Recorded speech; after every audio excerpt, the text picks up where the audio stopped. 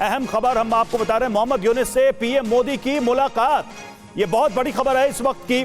Bangkok में दोनों नेताओं की द्विपक्षीय बैठक, ये मीटिंग अपने आप में महत्वपूर्ण है। बंगाल में बांग्लादेश में जिस तरह के हालात हैं, बांग्लादेश में जैसे हालात हैं, उसके बाद भारत सरकार की अपनी चिंताएं और लंबे समय से ये कयास लगाए जा रहे थे कि ये बैठक कहां कब कैसे होगी। तो अब देखिए ये खबर सामने आ रही है कि दोनों नेताओं की द्विपक्षीय बैठक हुई है और प्रधानमंत्री मोदी और यूनुस की बैठक तख्ता पलट के बाद दोनों की ये पहली मुलाकात है।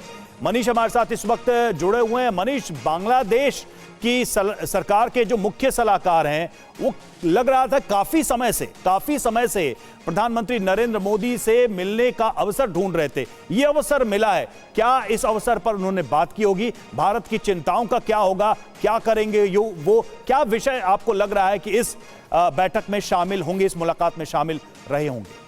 बिल्कुल, देखिए, सबसे पहले तो टीवी 9 के दर्शकों को हम बता दें कि टीवी 9 की उस खबर पर मुहर लग गई है जब हमने कहा था कि प्रधानमंत्री मोदी से मिलने के लिए बांग्लादेश की तरफ से आग्रह किया गया था कि वो मोहम्मद यूनुस के साथ एक द्विपक्षीय मुलाकात हो। और अब जबकि बैंकॉक में बिम्स्टेक सम्मेलन के लिए प्रधानमंत्री मोदी वहां पर हैं, तो ऐसे में पहली द्विपक्षीय मीटिंग मोहम्मद यूनुस के साथ हो रही है। 5 अगस्त को पिछले साल जब बांग्लादेश की प्रधानमंत्री शेख हसीना को देश छोड़ना पड़ा और उसके बाद से मोहम्मद यूनुस ने बांग्लादेश की कमान संभाली, तब से लगातार कोशिश हो रही थी कि भारत के साथ कोई मीटिंग हो और अब जाकर भारत के प्रधानमंत्री नरेंद्र मोदी के साथ उनकी मीटिंग हो रही है। यह पहली मीटिंग है। इस बीच पिछले एक हफ्ते के दरमियान प्रधानमंत्री मोदी ने मोहम्मद यूनुस को 2 चिट्ठी लिखी थी। एक बांग्लादेश के आज़ादी के दिन और दूसरा ईद के दिन चिट्ठी लिखी थी। बांग्लादेश की तरफ से आग्रह किया गया था कि अगर प्रधानमंत्री मोदी समय निकाल सके तो वैसी स्थिति में मोहम्मद यूनुस उससे मिलना चाहेंगे और भारत और बांग्लादेश के द्विपक्षीय रिश्ते पर बातचीत की जाएगी। अभी जिस वक्त हम और आप बात कर रहे हैं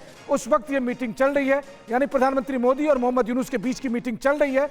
इस मीटिंग में उम्मीद की जा रही है कि एक बार फिर से भारत अपना जो पक्ष है वो दोबारा से बांग्लादेश के सामने रखेगा, यानी कि बांग्लादेश के लोगों के साथ भारत के रिश्ते आज भी वैसे हैं, लेकिन बांग्लादेश की सरकार को यह इंश्योर करना होगा कि बांग्लादेश में मौजूद जो अल्पसंख्यक हैं उनके हितों की संरक्षा की जाए। और जिस तरह की भारत विरोधी भावना वहां पर पनप रही है, बिल्कुल उसको कंट्रोल करना मोहम्मद यूनुस का दायित्व होगा। बिल्कुल सही बात है मनीष, लेकिन इस वक्त की बड़ी खबर यही है कि बांग्लादेश के आग्रह को स्वीकार कर लिया है भारत ने और प्रधानमंत्री नरेंद्र मोदी मोहम्मद यूनुस से मिले हैं। पहली तस्वीर टीवी 9 भारतवर्ष पर, पहली एक्सक्लूसिव तस्वीर इस वक्त आपके सामने है। मनीष जिस बात का जिक्र कर रहे थे, यह मुलाकात अभी चल रही है, लेकिन मुलाकात में क्या होगा उस पर हम आगे बात करेंगे। पहली तस्वीर टीवी 9 भारतवर्ष पर इस वक्त आपके सामने थाईलैंड में बैंकॉक में मोहम्मद यूनुस और प्रधानमंत्री नरेंद्र मोदी की मुलाकात हुई है। मनीष, अब इसी तस्वीर के साथ हमने देखा किस तरह से शेख हसीना के तख्ता पलट के बाद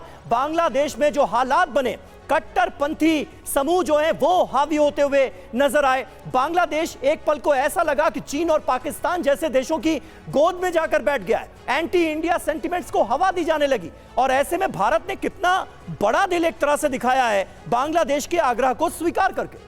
देखिए, ये बात तो सच है कि आखिरकार भारत और बांग्लादेश पड़ोसी हैं और ऐसी स्थिति में भारत की सुरक्षा के लिए और फिर बांग्लादेश में जो शांति कायम रहे, इसके लिए जरूरी था कि दोनों नेताओं के बीच बातचीत हो। और इसी कड़ी में जब बिम्स्टेक में प्रधानमंत्री मोदी वहां पर थे और बांग्लादेश के मुखिया मोहम्मद यूनुस भी वहां पर थे, तो फिर ये मीटिंग शुरू की गई है। 8 महीने के बाद आखिरकार भारत और बांग्लादेश के नेतृत्व की। अच्छा मनीष, एक चीज बताइए कि भारत ने अपनी चिंताएं बांग्लादेश को लगातार बताई हैं जब से वहां तख्ता पलट हुआ है। बांग्लादेश की तरफ से भारत को क्या ऑफर किया जा सकता है ताकि दोनों देशों के बीच के संबंध वापस पटरी पर आए? क्या हाथ में है यूनुस के भारत को ऑफर करने के लिए?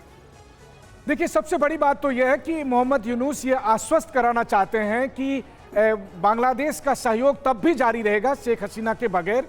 वो ये कहना चाहते हैं कि शेख हसीना का एक अलग मसला है, बांग्लादेश में एक बड़ी तादाद में लोग ऐसे हैं जो शेख हसीना के नीतियों से खुश नहीं थे और इस वजह से वो उनके खिलाफ हैं। ऐसी स्थिति में भारत केवल सारा का सारा दाव शेख हसीना पर ना लगाए बल्कि उन्हें भी एक मौका दे। तो मुझे लगता है कि मोहम्मद यूनुस इस वक्त प्रधानमंत्री मोदी से जब मिल रहे हैं तो उस समय कोशिश होगी मोहम्मद यूनुस की ये बात कहने के लिए कि हमें भी एक मौका देकर देखिए, हम भी भारत के साथ रिश्ते को बनाए रखेंगे उसी तरह से जैसे शेख हसीना ने रखा है। केवल शेख हसीना के नाम पर भारत की जो पॉलिसी है वो बांग्लादेश में नहीं होनी चाहिए। बहुत हद तक ये बात बहुत सारे जानकार कहते हैं, ये सही भी हो कि हमें सारा का सारा जो कार्ड है हमारा वो एक जगह नहीं होना चाहिए, लेकिन हाँ, सही बात है। मोहम्मद यूनुस को यह आश्वस्त करना पड़ेगा कि बांग्लादेश में जो भारत के हित हैं और जो अल्पसंख्यकों का मुद्दा है उनकी सुरक्षा सुनिश्चित अगर करते हैं। बिल्कुल सही बात है। भारत के कंसर्न्स को अब बांग्लादेश कैसे लेता है, मोहम्मद यूनुस कैसे लेते हैं, आने वाले वक्त में दोनों देशों के रिश्ते जाहिर है इसी बात पर निर्भर करेंगे। बहुत बहुत शुक्रिया मनीष आपका इस जानकारी के लिए।